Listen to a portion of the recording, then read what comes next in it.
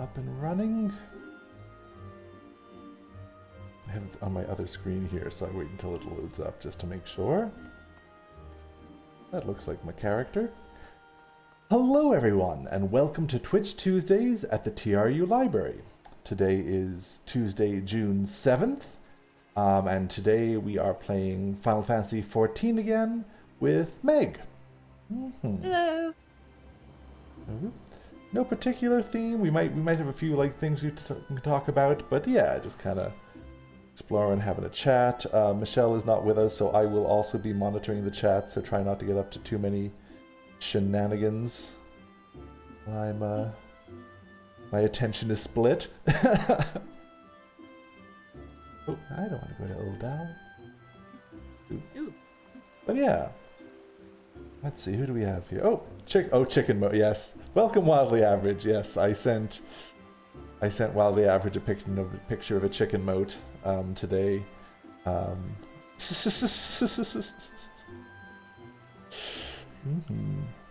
Because they do agricultural stuff, and I just saw a design for keeping chickens in a way that keeps your garden safe from pests by having a moat of chickens around them. I should stress live chickens, but they eat bugs and stuff. That's a good specification. I mean, So yeah. Alrighty. Nope. We just lost some people. I guess they weren't ready for the chicken mode. So yeah. So there's a few things we can do. Meg's character is now up to level 30, I believe. So we might just run a dungeon or two. Here I am actually playing my astrologian. I don't have all the research prepared, but at some point I would like to give a talk about medicine and astrology and astronomy from antiquity to the 19th century, modest scope, because I think it is actually a really interesting history, which can help us perhaps understand why an astrologian in Final Fantasy XIV would be a healing class, because historically there have been a lot of ties between astronomy, astrology, and medicine. I'm really actually very excited about that. Good stuff. I just feel like I needed to do more research for it. There's a lot going on. It's conference week for a lot of the librarians this week. So I wanted to do it justice. Oh. So, yeah, I see that. Sorry, I'm just being annoyed because it's sending me back to Vesper Bay, the one spot where there's no crystal that in the early story you have to go to a lot. Oh, yeah. I don't know. Sorry. Yeah. Wait, when did I join your party? When did that happen? I mean, 8-9 minutes ago? Really? Why? Oh man, I was distracted. Anyways. Hey, your muscle memory was sufficient. So apparently. What class are you playing right now, Meg? I am a summoner. Oh, good stuff. Yeah, I really like the redesigns. I have to say, it made the summoner feel kind of more different to me. Than I have mixed feelings about it because Summoner was my favorite class before. Fair, yeah. No, I'd never really played Summoner before Endwalker, so I didn't have a really frame of reference for it all that much. Yeah, even though I was that it's a caster class and it does have cast times on on a lot of their abilities. The way that I was able to weave my how I got it at level 80, the class. I went 62 buttons pushes before I actually hit a cast timer. Oh wow. That's different. Let's see. Well, no. See, if I go into a class that I don't have maxed out and I dare get a bit of experience in it, I will then have to max it out, and I don't want to do that to myself. It already frustrates me that there's a smidge of EXP on the red mage at level 80 rather than 90 that I'm like, nope, gonna pretend that doesn't exist. Yeah. So do you want to do a leveling roulette?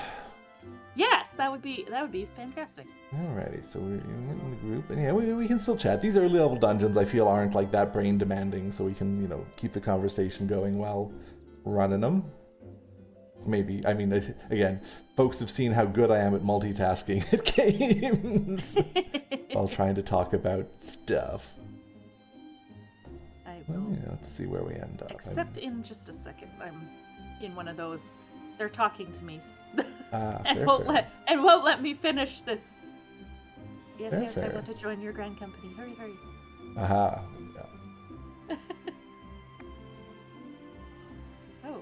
think it broke. Uh-oh. There we go. Broke There we the go. games. Everything was stalled. That's why I'm like, none of my buttons are working. Oh.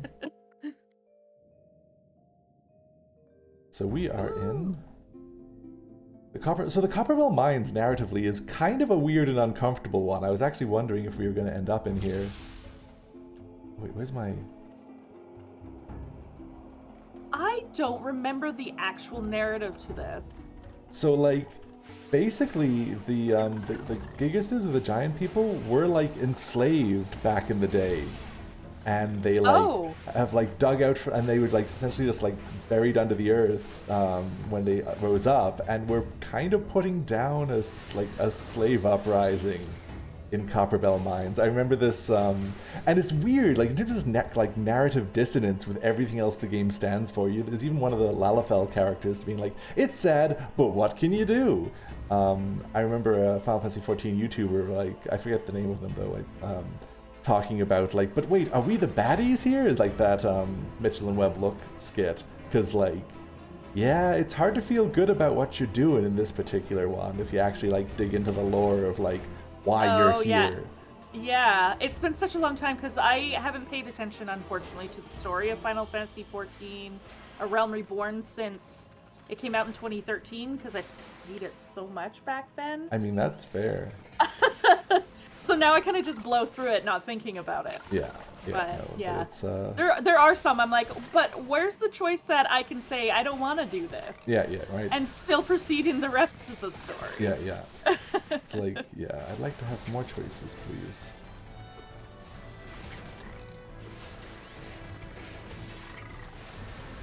Yeah.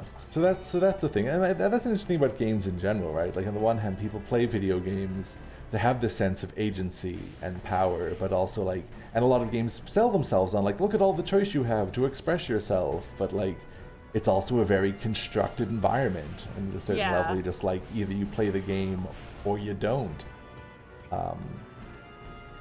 And that's kind of how I feel about political systems, but anyway. Well, one of my favorite game series, the Tales series, had one called Tales of Xillia that I really liked, and then they came out with a sequel. Now, those ones, you make a lot of choices in those. You're very free to make choices. And it changes the outcome of the story. This one in particular, though, Xillia 2, you ended up having to make the choice of killing all your friends or killing your brother, and those were the only two choices. And I'm like, can I do neither of those? Yeah, let's opt out of this. And it wrecked me, because when you're the one making those decisions, but they trapped you into a Sophie's choice. Yeah, you feel culpable in some ways. It's yeah. like, oh no, it's the Milgrams experiment all over again for fun. Yeah. I beat the game once, and I've never been able to do it again. I'll play up to that point, but I'll never make that choice again. Understandable. It's like, like, I was wrecked by Final Fantasy VII, and, like, for a long time I'm like, I just play up until the event that happens, but I guess I won't spoil it because there's a re-release, and yeah, easier for some than others, I suppose, says Wildly Average. Are you talking about the priestess? One of the white mage, because that happened on the first disc, and that always was a big thing for me. I need to. Though I don't really want to say names. No, I think I think it's still, like, with the re-release, it's now new to a whole generation, and, like, I think it's still, that's spoiler relevant. I mean, I know I'm not always the best at, like, marking my spoiler alerts in this game, but for games that I, like, really know and have, like, an emotional impact, I'm like, oh yeah, no, that's a thing. So I apologize to anyone who I spoil games on in a. Oh yeah, they've also what is happening here? Yeah, sorry, they've revamped all the new dungeons. Oh my! So it's actually There's mechanics. There are mechanics now. That's right. Does that mean that the annoying boss of killing the goo is? Actually, I've not done this one since the revamp, so maybe no more goo boss.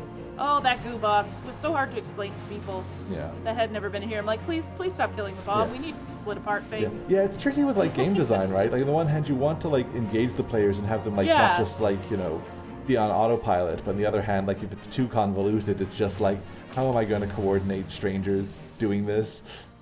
Yeah. Well, later in the game, I think it would have. It was an interesting concept, but when it's like I think this is the third dungeon in the Yeah, whole that's true. game, then it's probably not a good idea to do this one-off mechanic that's very obscure.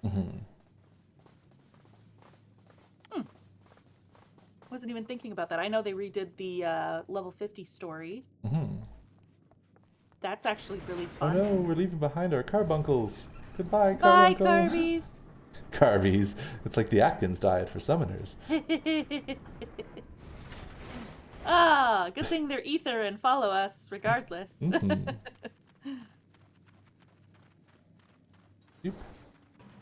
And yeah. That's speaking of ether, actually. That was an interesting concept that I learned. Actually, I was learning about Einstein or something. And, Oh, the luminiferous ether. Yes. Yep. yeah, that they believed that we like ether filled the negative space, basically The like void. Yeah. Yeah. I did teach a university level course on Einstein. So. Oh, so you know. Yeah, that's awesome. We could talk about the luminiferous ether. So like ether is a term in a lot of fantasy games and settings, right? It's this kind of like magic stuff or magic substance. It actually goes back to like Aristotelian matter theory, like way back in antiquity, because it's hard to escape antiquity in a lot of ways. You know, just as there's kind of understanding of how physics worked, like for a lot of the ancients, up until the medieval period, physics below the moon was fundamentally governed by different laws than physics above the moon. That there was a separation between them, and that the sublunary laws. Oh, well, we still have this goo guy. Is it the same? Nope, because there's no bomb. You're right. Icarus Ire. It's the same but different. Okay, but yeah, so basically, in Aristotelian matter theory, right? You might have heard of like the four elements: earth, air, fire, water. Yeah. So like everything was made up of them, and like motion was explained because certain elements just had an internal desire to go in a certain direction, you know, up or down in various degrees. But you know, if you have that kind of matter theory, how do you explain the fact that things are mixed, right? Because for a lot Aristotelian matter theory, there is earth, air, fire, and water in pretty much everything. It's more like an atomic theory, not like in a Pokemon kind of like battle theory. Yeah. And the reason why they had that was because, well, actually, it's because all of the matter on the, you know, below the moon is being churned by the substance above the moon, which was ether, which was actually, rather than straight line motion, which was like, you know, terrestrial physics, ethereal kind of like celestial motions was all in perfect circles. Oh, yeah, right? Yeah. There was actually a belief in some places in the Middle Ages where if you could create a truly perfect sphere, it would just rotate, because that's what perfect spheres did. So yeah, the aether was this fifth substance in Aristotelian matter theory, which was very kind of like, was, you know, lighter than fire, it had these odd qualities, and was historically over time a whole bunch of different properties were attributed to it. Right? So it could do a lot in terms of different theories of physics from antiquity to really, you know, really again up until the 20th century, right? So it's like in the 20th century, you know, by the time you've gotten to like Johannes Kepler in like the 16th century, you start to see a move away from kind of ancient and medieval kind of like physics to something that starts to resemble more modern physics. And with that comes a change in the understanding of what ether is, right? Whether or not it's actually a useful hypothesis or what have you. Yeah. I have to remember to actually say my yeses because I've been nodding at you this whole time. I've been picking it up. I appreciate it. I've received it through the ether. But yeah. So by the time we get to the 19th century, right, like the ether is like in that older sense isn't really believed in anymore. But there's still then kind of an understanding of like, you know, like, well, what's like the substratum of existence? Like, you know, is it like, is you know, existence, you know, atoms in a void? And what is the void? What are its properties? How do things move through it? Wow, they really revived this. So yeah, so, you know, and particularly in the 19th century, it was really the century of like the science of waves. Wave mechanics really became a huge field of study in terms of electromagnetic waves, right? Like water waves. Oh, why, hello. Okay. Yep, that's a new mechanic. Yeah, right. Like there's still Wait, what's happening? still surprises. Um, so so when they were starting to study light, right? Light is a weird phenomenon. It doesn't behave in quite the same ways as other Yeah. natural phenomena that were studied. Particularly like what was its speed, right? That's an Einstein thing, sorting out the speed of light. It seems to be instantaneous. And many people in in the 19th century and thought it was just instantaneous. But also when they started to actually study how light behaved, I mean this is before photons were really a thing. They started to understand light was a wave. But like if it was a wave, right? Waves have carriers. It's like a wave of water. The water is the carrier, the medium of that wave. Yeah. If light is behaving like a wave, what is it a wave in? Oh. And so you have people like James Clerk Maxwell and other physicists in the late 19th century being like, well, it's a wave in this luminiferous ether. And so it starts to increasingly play a role as the 19th century goes on, as this kind of like way of explaining how light propagates. There we go. A placeholder. Yeah. Kind of, yeah. And there was some discussion, right? Maxwell was interesting because he was kind of ambivalent about whether or not it was real. But he was just like, you know what? It's really helpful for our calculations. Actually, Maxwell's a bit of a character. He has this whole discussion about analogical reasoning in the sciences, where he's basically saying it's reasoning by puns. He has this funny kind of discussion about how language works and how puns work, two truths contained in one word. And talking about analogical reasoning in the sciences is kind of a similar process. But recognizing that puns are kind of seen as abhorrent and crimes against nature in some circles, he's a little bit tongue-in-cheek about it. But also it was part of how he thought about the validity of analogical reasoning in physics, which is kind of cool. I don't know. Is there something else you'd like to do, Mike? I guess trials would get us Ifrit, wouldn't it? It would only get us poor Ifrit, because it's the only one that I opened. Sure, let's Ifrit. I've always loved the concept of Final Fantasy. I've played all of them since before I could actually function. I used to watch my brother play them, and I've done it for know the lore of it ridiculously. Yeah. But I've always been fascinated with the summons and the different espers or icons or whatever they call them, and the different deities that they've chosen to use. That's quite true too. Yeah, Shiva has always been my favorite, and I always thought it was interesting that they made Shiva a female, which I don't believe Shiva as a god or as a deity. I think Shiva has some female. Gender vibes. But, yeah. No, that's true too. Yeah, and I definitely one of the things the reason why I didn't play Summoner actually, was because I was but I want monster friends, not weird semi-infernal monster slaves. Yeah. That really threw me off on wanting to play a summoner in Final Fantasy 14. Because I grew up with Final Fantasy 2, right, where Rydia is kind of adopted by the Land of the Monsters, and I'm I wish the Land of the Monsters would adopt me. That's relatable. Yeah. And in Final Fantasy 10 was my favorite. Yuna's my favorite. She was the summoner. But her relationship with the summoner was they had to come to an understanding, right? So she would go through a trial and then have to prove that she could handle their power, and then they came to be kind of cohorts together. Whereas, in Final Fantasy 14, it's a little different. It's we're taking just a snippet of ether and forming it into a familiar, more like a witch. And no spoilers, but for the general way that it's presented in the lore is that that's a bad thing, that these creatures are intrinsically destructive to the environment just because they exist. Yeah. Except for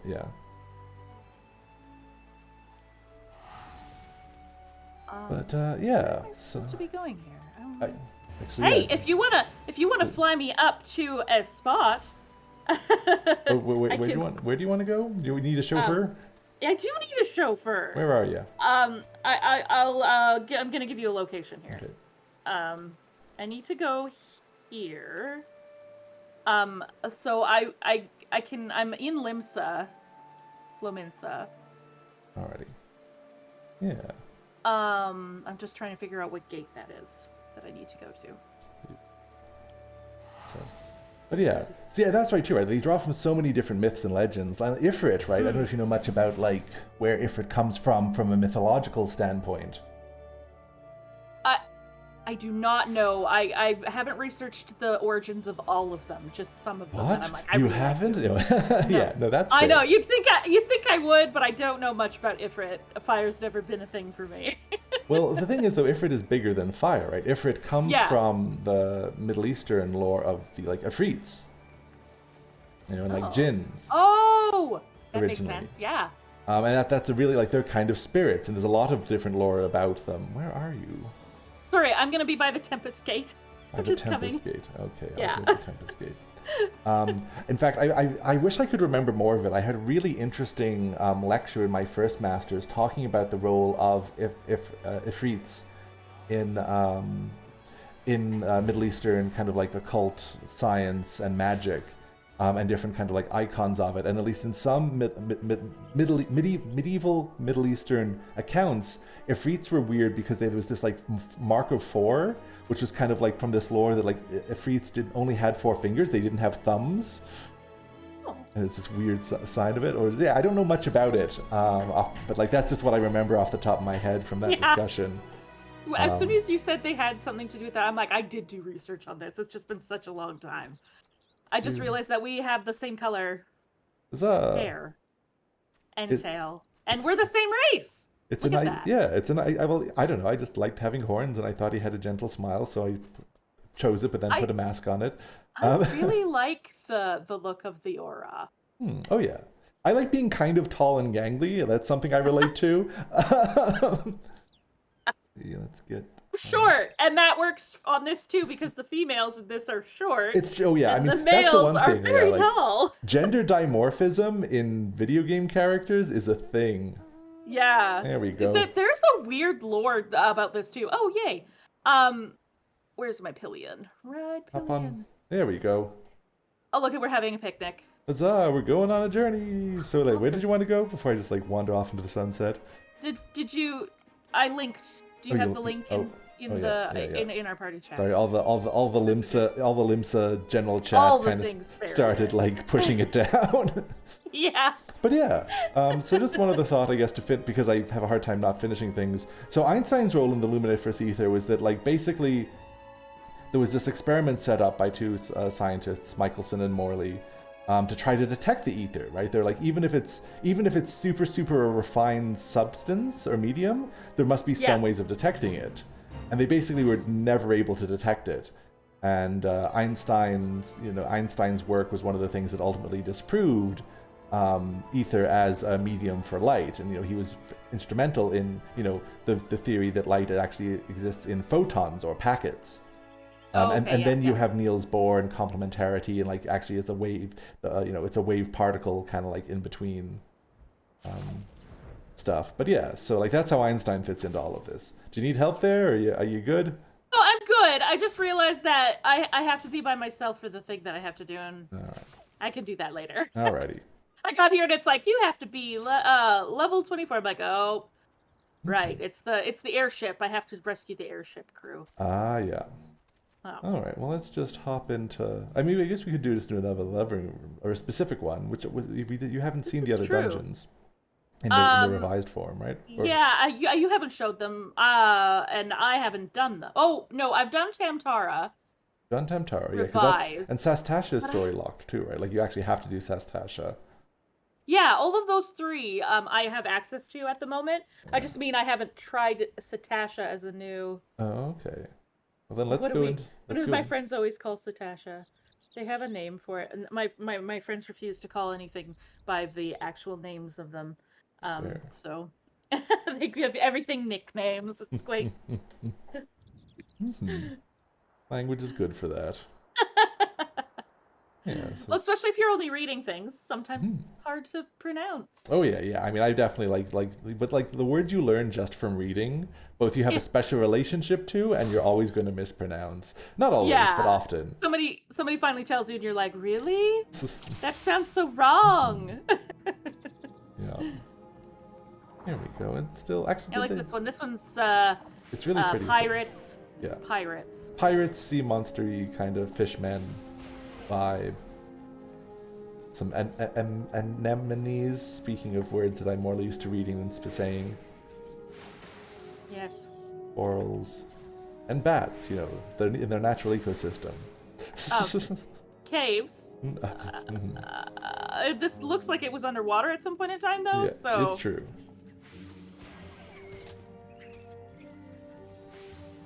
I'm so sad I don't have a I have to remember an that AoE attack for this level. Yeah. Oh yeah. I mean, I'm just remembering like, oh wait, I totally removed Benefic 1 from my hotbar. Oh. So like in the last dungeon, you might have seen them get perilously close to death. That was me being like, maybe I shouldn't just depend on my Helios and my essential dignity. I should never just depend on my essential dignity. It's not always always there.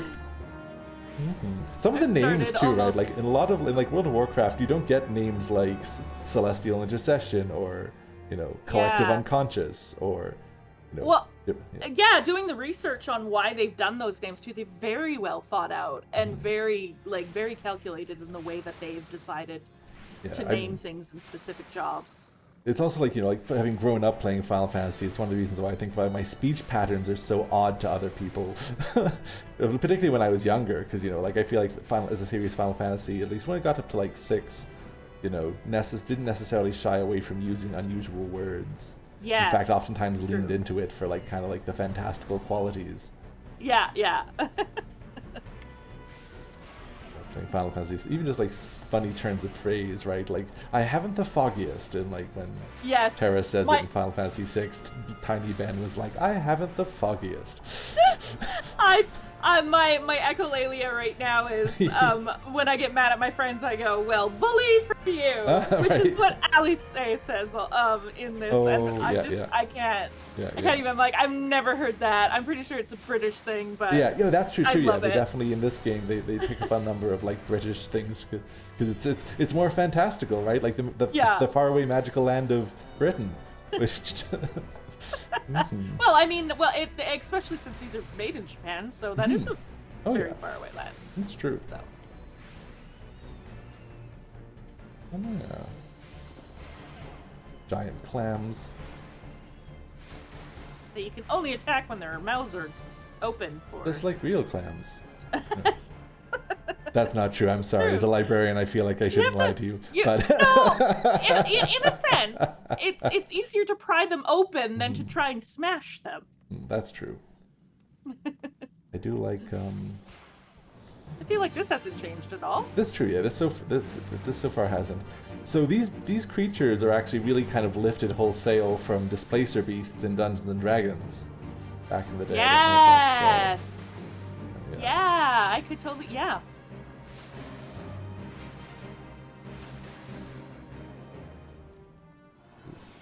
Hey, they leveled up. Congrats. Give them some kudos.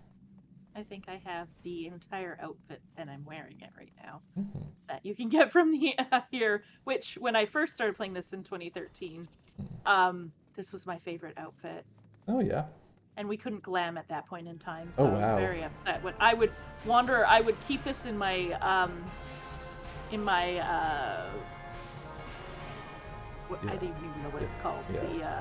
The armory chest. Yeah. The armory chest, that's it. I'd keep it in my armory chest so that when I was in story parts, or if I was in like a town, I would just put it on. Glam technology certainly has come a long way since these games started. Though I'm still frustrated that I do think World of Warcraft has a better like glamour system, or they call it transmogrification. The transmogging, it's just it's so much better. Like the only thing I like better in this is the glam plates, but then again we can't. Because you carry them with you, so you don't have to go find the place. Like the glam plates in World of Warcraft, you always had to go find the transmogger. Yeah. Here you just have to be in that town, and you carry the plates with you. I did like that. Once you built them, that's about the only thing that I like better. Otherwise, I would like unlimited space. Yes, also. Please. Yeah, I have to say, I don't know about you folks in the chat, but I find item management to be my least favorite part of any game I play. I'm like, some people find it kind of like therapeutic or like meditative, but I'm just like, not why I'm here. If I like something and I think it's pretty, I'll keep it, even if it's useless to me. And I had bags and bags full of all of this. Like, it wasn't glam at the time, it was just stuff I liked. And every single book I ever used, because in real life I collect books, and I couldn't let go of any of the books that I got for weapons in this game. Oh no! Another reason I play Scholar or Summoner. Yeah, you've actually uploaded some of your own videos on your YouTube page, if I remember correctly. Yeah. Way back in the day. Yeah, I admit, like, I only started playing Scholar, like, grinding it up to max level specifically so that I could do it for Twitch Tuesdays, being like, I'm a librarian. I really main Astro.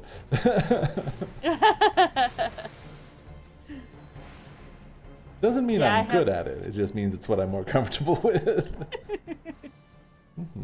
I've definitely always mained Scholar, as I was pretty sure that Final Fantasy actually read my mind and said, this is the class that we're gonna make specifically for Meg in Canada.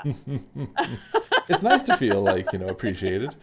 Yeah. I mean, I started White Mage, but like, honestly, it's too bright for my poor autistic eyes. I like that it started off kind of more like druidy vibed with the Conjurer, but then it just kind of left that all behind and ended up being absolutely blinding. I really liked its druid vibe, and then when it went into like literally one of the things is called glare. Yeah, exactly, right? Yeah. It's loud and intrusive, and I always have to turn off the effects. Yeah. So like, when I had some hopes that they were going to introduce geomancers, because I was like, I want the druidy kind of thing. Like, I want to be wholesome and heal people, but I also kind of want to be like a terrifying mountain man or like wood hermit, folk horror style. I did play World of Warcraft up to Battle for Azeroth, and I did like the Wicker Man druid people, be like, healers, but also looking absolutely freaky. And if you became what I can't remember what human race that was, they could be druids. Yeah. And you got to look. Yeah, that was the one. That was why I tried the Alliance side. Honestly, I was pretty consistently a Horde player up until the Wicker Man druids. I liked those guys. They were also the only ones that actually had like larger body types of the that one and the pandas were the only two, and I either played a red panda. Not. Yeah. Oh. Because red pandas are my favorite animal. So I either played. I don't think they've changed this dungeon at all. Yeah, this one was actually just left to its own devices. So interesting. I wonder what dictated like which ones they updated and which ones they didn't. Yeah. Maybe just from feedback. It's really good in this game about following player feedback. That it has been interesting seeing the difference between like the World of Warcraft kind of like feedback folks kind of telling their fans to F off in social media versus like the Final Fantasy 14. A lot of the times they won't implement something in a new patch, but they know it's probably a talked about topic. So in Final Fantasy they're really good about saying, we haven't implemented, but we do have a plan.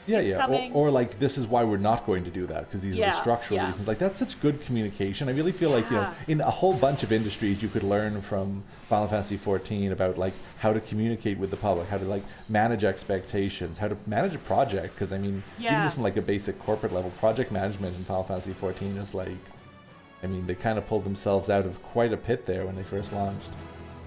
Well, and if you think about it, this game was a disaster. I've played since 1.0. Yeah. What's the documentary called? There was a really interesting 3-part documentary on YouTube actually about the kind of the revival of Final Fantasy 14. I've never seen a comeback like that in a game before, ever, or even like the resources or the time and energy and money to try and revive something like that. Rather than just abandoning it. Yeah. Oh yeah. So it's a YouTube channel called No Clip Video Game Documentaries.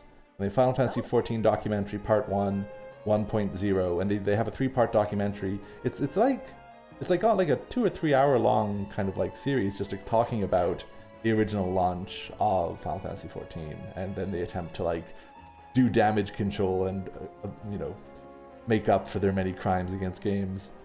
Yeah. Yes. But the interesting, I think, like, I'm wondering if a lot of their communication style is so different from what we're used to over here in North America, because this is the first MMO from a different country, Japan, that they have different morals and different cultural things that are expected. So I think the biggest exposure I've seen for like a long time playing game that's been really popular, that doesn't have the same cultural bias or leaning, that a lot of the MMOs come from. I see it better in like things like Genshin Impact coming out and stuff too. So yeah, like though Squaresoft did have experience with MMORPGs before, right? Because Final Fantasy 11. Though I never played that one myself. Yeah, I just meant on a popular scale. Like the reason that it's so noticeable now is because there's a ridiculously large amount of people from outside of an Asian market playing their game. Yeah. So true. And it is really interesting seeing, like, I think I mentioned in previous streams, like Ishgard, like the way they represent this kind of like medieval European fantasy coming from more of a kind of like Japanese kind of take on like what medieval European fantasy looks like. Yeah.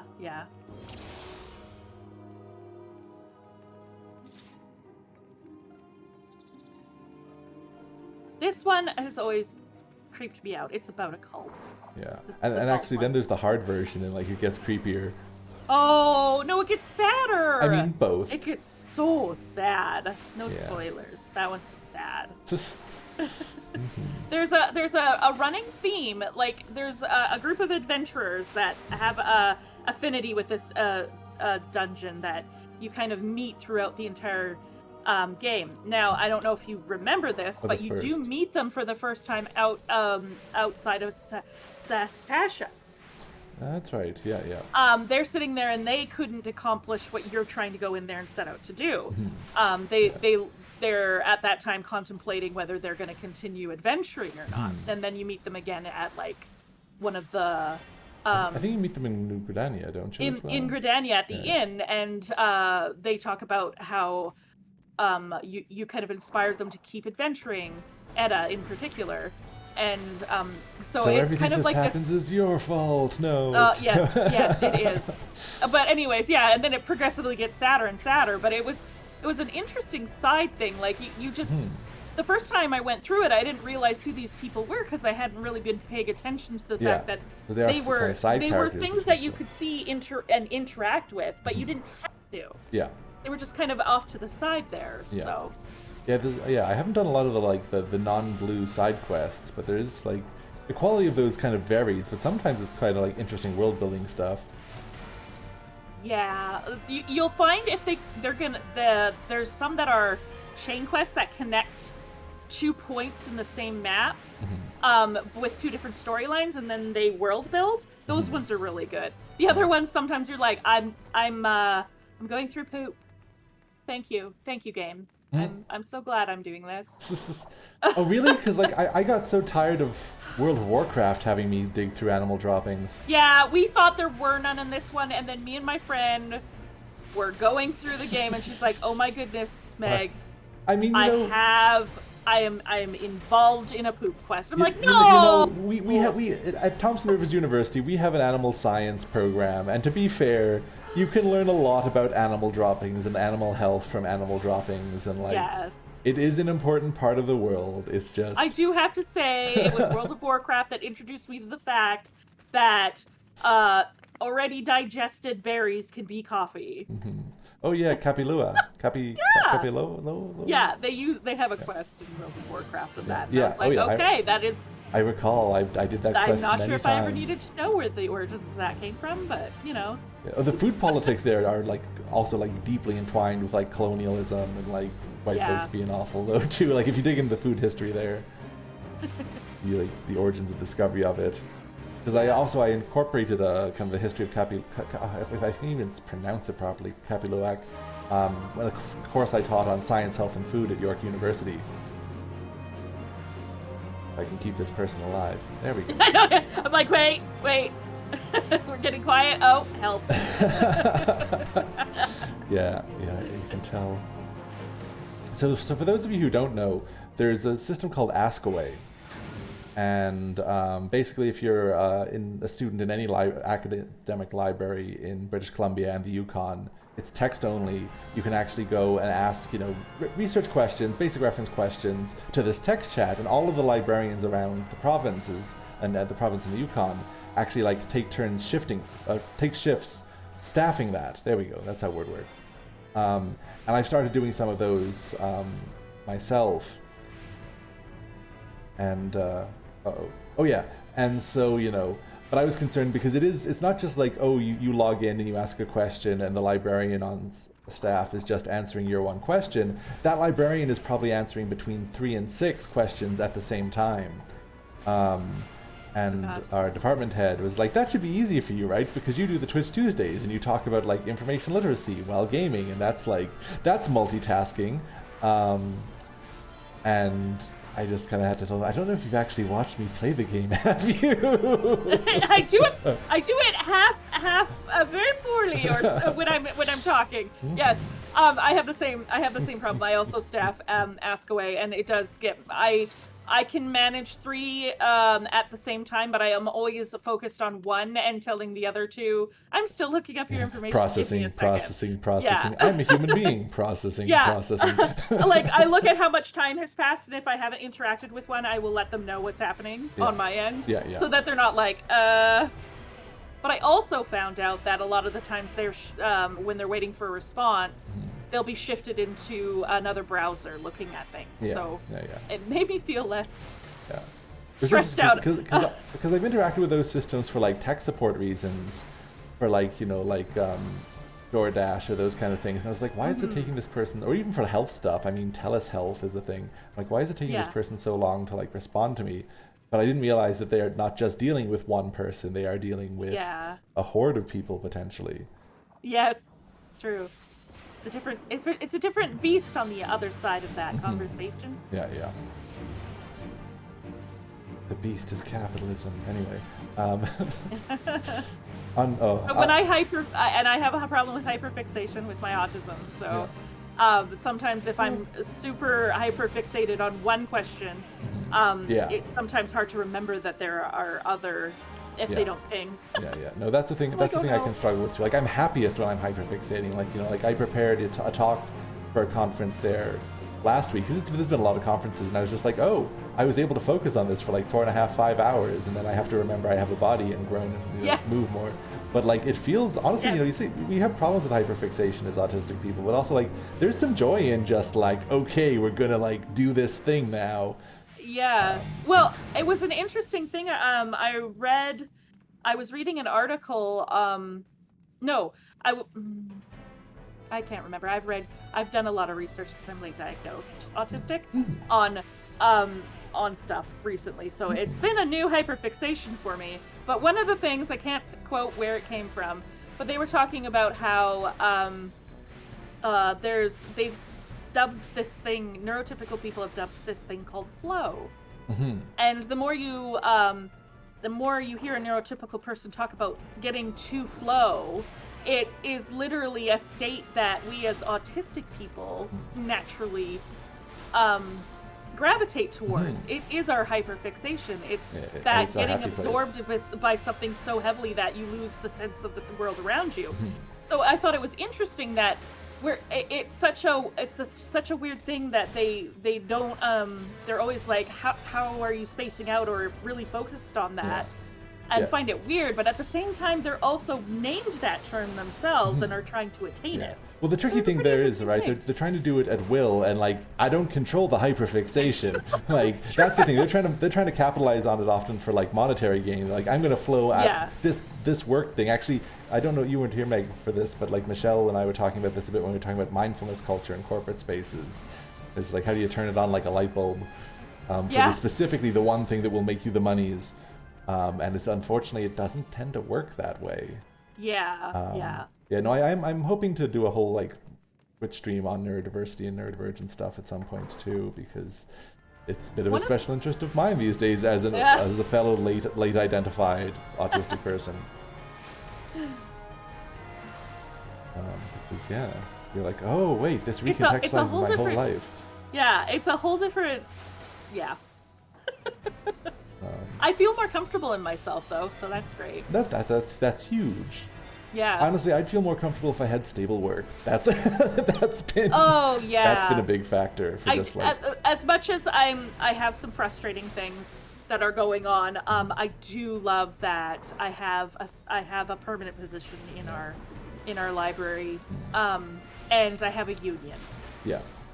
Which is very comforting when you feel quite lost in certain aspects of the politics. You can't just be fired for being weird.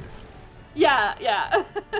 Actually, I don't even know if you've looked at Devin Price's Unmasking Autism, but he talks about a lot of that. I just finished reading it. I'm actually going through the exercises in it. Cool. Actually, my next blog post is going to be the first exercise.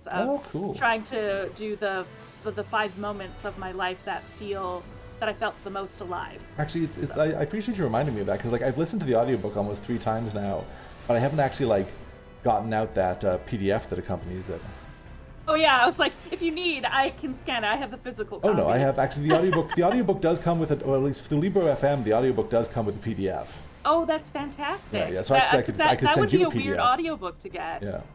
And not be able to have the exercises that are in there. So. Now, you probably already know about this one, Meg, but do you know Women and Girls with Autism Spectrum Disorder, Understanding Life Experience from Early Childhood to Old Age by Sarah Hendricks? Yep, read that one. What did you think of it? I heard mixed reviews, but like I knew that you were particularly interested in narratives around autism and women. I didn't mind it. It's not my favorite of the ones that I've read for females. With autism. That one's a little bit older, if I recall. I find that I'm trying to focus on books that have been written in the last, maybe 4 years. That's fair. The language and the understanding and the self-advocacy dynamics have been, intensified and changed and been gathering steam so much that it feels like things are rapidly developing. As most of the autistic people that are exploring their own diagnoses and are actually in the field now have found out is that it's easier now. There's a social model that they're trying to build off that didn't exist before. Yeah, and an understanding that it is a civil rights movement. Yeah. Which is a big thing for galvanizing, at least for me. I'm like, oh yeah, wait, actually a lot of this stuff, the difficult things I've experienced weren't just random people being randomly mean to me, but was part of a systematic pattern of oppression. That's a gestalt shift. That radically changes how you think about your positionality in the world. Yeah, totally. But yeah. So also, I don't know if you've heard the term autigender. I'm exploring what that means to me now. Yeah, actually. The gender fluid. Or or specifically how how autism gender is a social construct, and autistic people are more likely to not just have gender dysphoria. Or not even gender dysphoria, right? Just not vibe with gender in a straightforward way. They're why pink and blue, very arbitrary, tiny band. I 100% agree with that. I myself I'm asexual, and it the concept of the people I love the most in my life having to be a specific gender is just it's been weird. Yeah. So but that's a journey I've explored. Yeah, and that's something I'm still looking and trying to understand myself, again, as someone who's come to this relatively late in life. Yeah, 38 was definitely too long. 38 years of not knowing myself was not it's not fun. After this dungeon, did you say you had stuff you wanted to talk about in regards to astrology, astronomy? No. I was just deferring that, being at some point in the future I would like to do a specific one. I have some notes and I have some research, but I haven't been able to pull it together enough because it's been a week of library conferences. Yes. So I want to do it justice. I just misunderstood that. I thought you meant you only had a little bit of research that you wanted to go over. Today, no. It's it was a benchmarking or for the future, just By the way, if I say it to a crowd of people, that I have to do it. Yeah, basically, yeah. That's how I tricked myself into going to Japan. Oh wow. I told everybody I was going, and then I was like, wait a minute, now I have to go. Oh, I just planned this. Mm-hmm. Okay, so these dungeons weren't. And again, like, you know, this creature was based on the Mind Flare in Dungeons and Dragons. Like the original, like Final Fantasy 1, like just lifted wholesale so many things from Dungeons and Dragons and other like Western, not just Western, but a lot of Western kind of like fantasy. Speaking things. of Mind Flayers, Stranger Things. There's Mind Flayer is the main antagonist in Stranger Things. And yeah, the way that they've incorporated Dungeons and Dragons into that show has been quite interesting and fantastic. I need to finish watching it, honestly. For some reason, I didn't like get into it back. Well, it is a horror genre, so if you don't, if you're adverse to horror genre, it's probably not for you. But I'm not necessarily the biggest horror fan. But like, I absolutely with, like, love the 80s geek culture that they portray in it so much. Alrighty, how are we doing for time? Sure, let's jump into Ifrit. We've done all the things. Okay. It's gonna be quick, folks, because this is like... Ifrit in this one. He looks pretty cool. Me and my friends have been trying to determine. Oh, interesting. One of your party members is not me. I guess I can't do it as a roulette, maybe. Oh, yeah, you might have to do it individually because I don't have enough open for You need more than a one-sided dice to roll a dice, apparently. Yeah, I was like, you can roll a one-sided dice. That's a mathematical construct that is still... I'm pretty sure Ifrit shows up in a leveling roulette. Oh, you're right. You're right. He's a leveling roulette guy. Yeah. That's right. Which is, he's the only summons that appears in that way, I think. Or no, there's a few dungeons. That's right. Honestly, I don't know. Like again, like the biggest Final Fantasy to influence me, at least before Final Fantasy 14, was Final Fantasy 6, and so like I'm kind of used to the kind of like more actual Ifrit looking Ifrit rather than dragon lizard man kind of Ifrit. Well, and what do you think that they based his model off of? I'm called him Puppy Ifrit, but I mean he's kind of more like demonic. Yeah, I guess. Like, he just looks sort of animalistic to me. Yeah, like and I think he's presented as like more kind of like a Majal or like more lizard-like. Yeah, he's kind of like a lizard devil, like basically. The minion you can get of him is so adorable. It hurts my brain sometimes how adorable the little versions of the chibi summons. Yeah. Why'd you make them so cute? Like, if you ever look at Ramu. Oh, yeah. Oh, because he's got a giant beard in this game. Yeah. And his little version of himself has his lightning staff is being held by his beard. Like a prehensile beard? That's a thing I've seen in surprisingly large numbers of media. Yeah, I just saw it me and my friend were just watching Sailor Moon, and there was what was it, Mistress Nine had used her hair as a weapon, and then there's something in Marvel. Yeah. Medusa, I think, is a character, the Marvel character with prehensile hair. Let's tag this for those who might not be in the know. The infernal nail that we have to kill first. Come on, Dragoon. Alright, I think we can still do this without the Dragoon's help. Because sometimes I've seen like early players actually wipe to this just because that there is exactly one mechanic you need to pay attention to, and that's it. Yeah. But it does kind of blend in with everything around here. Yeah, like there was that in the She-Ra reboot. There's also Entrapta, there's prehensile hair. That's right. Oh! Speaking of autistic representation. I love Entrapta. She's my favorite. She kind of reads as an autism profile, actually, come to think of it. I mean, like, she was, like, I think the showrunners have specifically stated she was designed to be autistic. Really? Yeah, I'm pretty sure. That's why I identified with her so much before. Look that up, because I'm pretty sure. Yeah, I think that interesting. I'm going to look it up right now so we can have a definitive answer.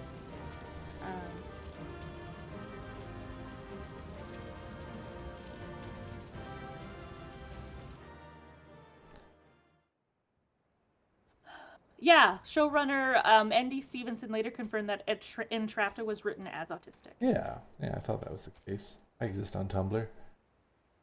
I identified so much with her. Like, she just made sense to me. You do realize I watched that show before I knew. So Yeah.